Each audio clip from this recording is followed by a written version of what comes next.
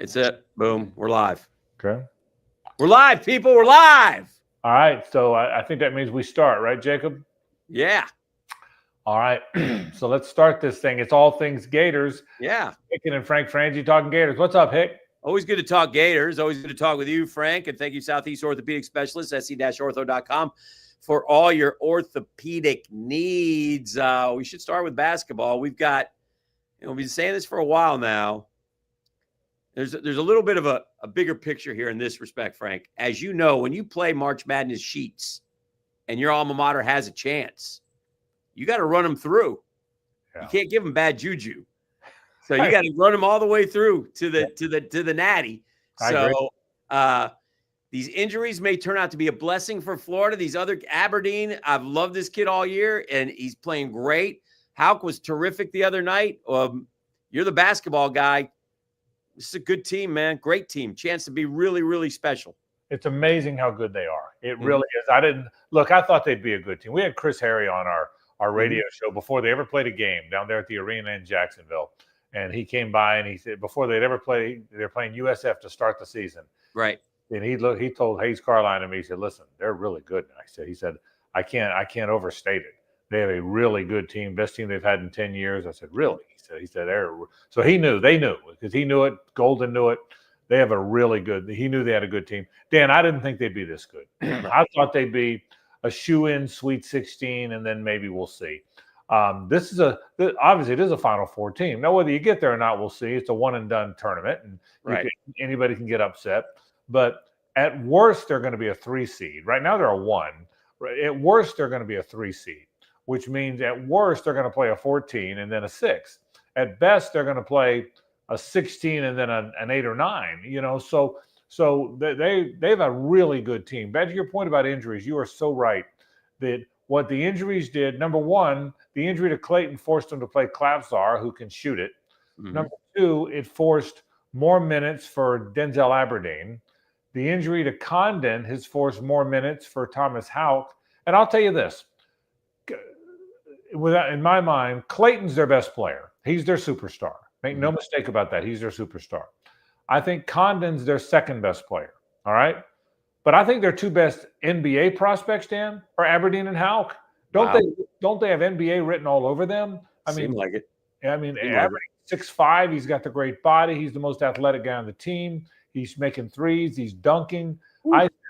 Clayton and Condon, in my opinion, are their two best players. But I think Aberdeen and Hauk are their two best NBA products.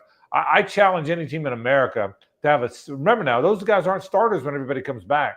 I challenge anybody in America to have a better 6 and 7 than Hauk and Aberdeen. That's how good I think they are. You get Micah, then you get Micah making his debut, which, I don't know the inner workings of that decision, but I applaud him for coming back when needed, obviously. And it was a great moment for him, I think, the other night when they were taking on South Carolina, with his mom and sister and the fans going crazy. So I do appreciate that. Look, Frank, I'd be shocked if they were a 3 seed. How about that? I mean, the 6 games left, and again, they're all tough. You can lose any of them. But, 4-2 at the worst, Frank, don't you think? I do. And listen, I was wrong. I said get to 10 wins and I'll be happy. And they're 9-3 now, Yeah. And so no, I love where they are. I love how they're playing. Look, the reality is they're as good as anybody in the country. I don't pretend to watch every Duke game or an Iowa State game. Right. But we haven't said this in a long. In 2014, I felt like they were as good as anybody in the country. Right. Other than that, 6 and 7 when they won the title, obviously they were. I can't remember another time in my lifetime when we sat here in the middle of February and thought Florida's as good as anybody in the country. Think about it, Dan. You followed the Gators forever too. Sure. The 2 championship teams, particularly the second one, because then we knew. Right. 14 when they were a 1 seed and they won 30 in a row. Can you remember any other time in our lifetime when we thought Florida might be as good a basketball team as anybody in the country? It's a great question. And here's how Florida basketball goes, right? It's almost like you play that first half, and this has happened a lot, right? You play that first half, and you kind of like 2 boxers, and they're kind of feeling each other out. And inevitably, you're like, man, they're in for a tussle tonight. And then the second half comes, and inevitably, they go on a 15-0 run, and they put teams away. Right. And it's so opposite of what they used to be, where we would go 4, 5, 6, 7 minutes without scoring. Now, this team can shoot, but the beauty of this team is when they don't shoot, they rebound. Right. That's right. So they keep shooting more and more. So it's been what a great year. And again, a lot of credit to Todd Golden, a lot of credit to those kids, a lot of credit to the fans who have packed the house there. It's been very good, very special for this Gator basketball team. I applaud them.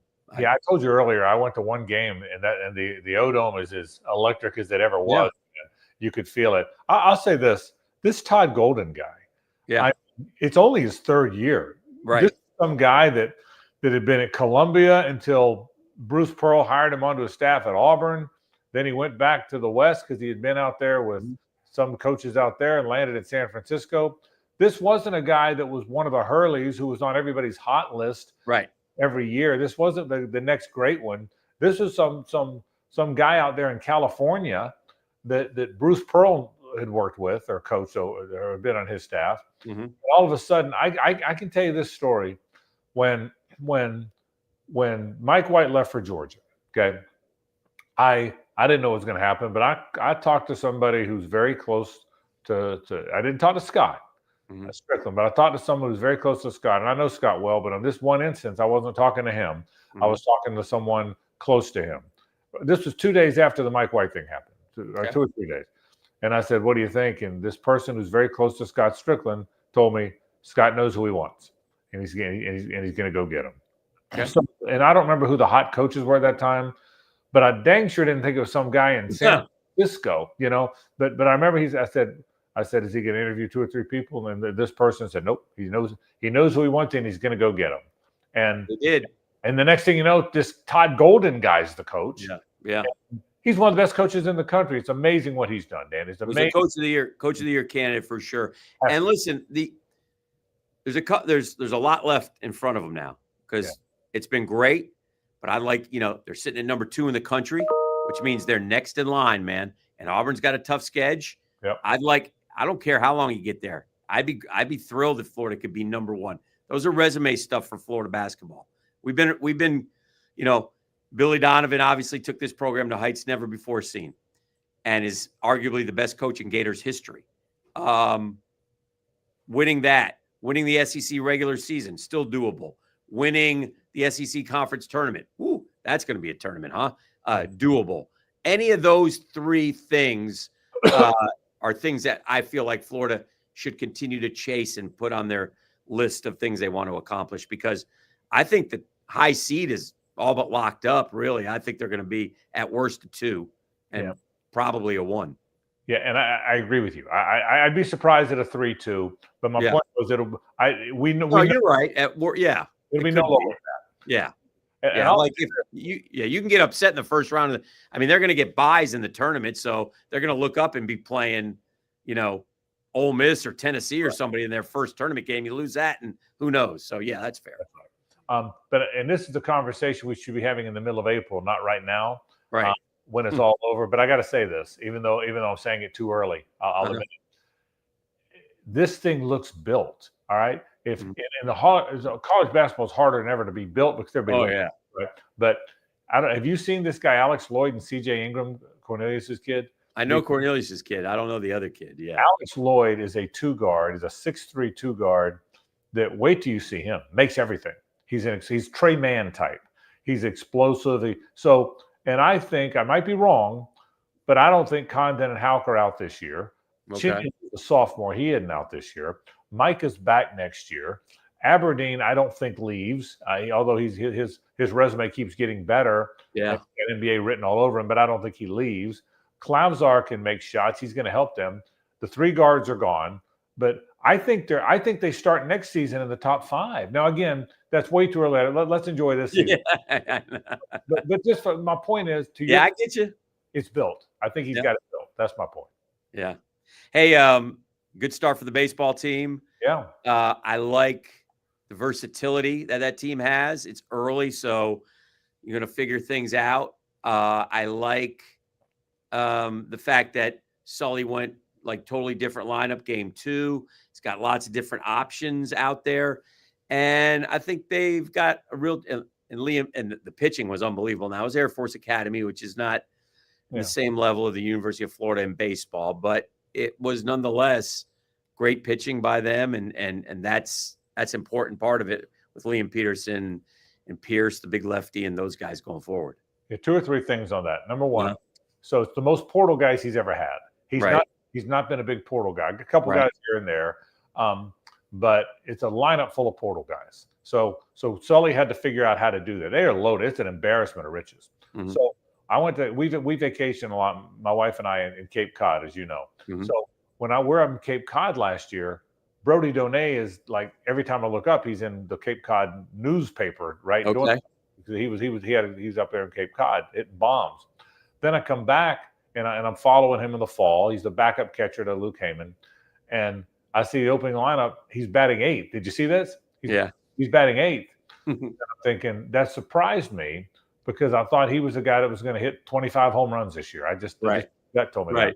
But he must not have been Sully must not think so. He's batting 8th. Mm-hmm. Well, he hits 3 bombs in the first week, first weekend. So he's going to hit a bunch of them. Heyman's going to hit a bunch of them. Shelton coming back was huge. He could have left, and he didn't like where he would be in the draft, so he can't or where he would be. So he came back. I guess guys, our draft didn't come back in baseball, but you know the point. So I mean, I can tell you this. There's a kid, Justin Nato, who's from Jacksonville. Yeah. Who was maybe the best hitter in the Atlantic Sun Conference last year. Okay. He played for Jacksonville University. He was batted 3rd for JU. Might have been the best hitter in the league, like a 350 hitter. Transfers to Florida because that's what all the mid-major stars do. They go to the Power 4. I'm not sure he can get on the field. And it's early now. They're playing everybody, and they'll figure that out. But the point, and this is no knock on Justin, he's a wonderful player, but they have so many good players. This guy that might have been the best hitter in the A-Sun, I'm not sure he can get on the field. So they are loaded at the lineup. Liam Peterson, you're right. Jake Clemente pitched Saturday. He looked very good. Mm-hmm. Coppola pitched Sunday, to your point. They got a lot of arms, man. This looks, again, it looks like one of the best teams in the country. I love saying that, by the way. Let's talk about all these sports. We have one of the best teams in the country, but the baseball team's loaded. You're right. They are, and it's the SEC, and so there are a lot of loaded teams. And in fact, I was looking at the preseason. I think the preseason all SEC baseball teams, and I think there's only one Gator on the first team. So it will be interesting to watch. In terms of power, though, just so you know this, Frank, and I know I love this stuff. Taylor Shoemaker puts Brody Donay to shame. Okay, our girl has 8 home runs for Florida softball, but a little miffed at them because they lost a game on Sunday. So they finally took their first L of the year to the Dukies. So I think but obviously that's a very good team as well. You want to talk about one of the best teams in the country. The softball team is great. And also one other note, we have Mary Wise's replacement. It's a coach who is a longtime assistant at Florida, went and ran the Marquette program. Last name is Tice. Mm-hmm. So had some success at Marquette. So we'll see how he is able to do at the University of Florida, heading up the volleyball program. So what a great job Mary did. What a great leader. What a great representative of the university. 100%. She's phenomenal. And while we're talking about all the sports, so tip of the cap to Mary Wise. Yes. While we're talking about sports, gymnastics is loaded again. Okay. This could be their year. Softball's ranked first, to your point. Taylor Shoemaker's ridiculous, by the way. She's a freshman. 8 home runs. So these are good times to be a Gator, no question. Let's touch on football just for a bit. Got 2 minutes for football? Yes. So they lose Will Harris, their secondary coach. Yeah.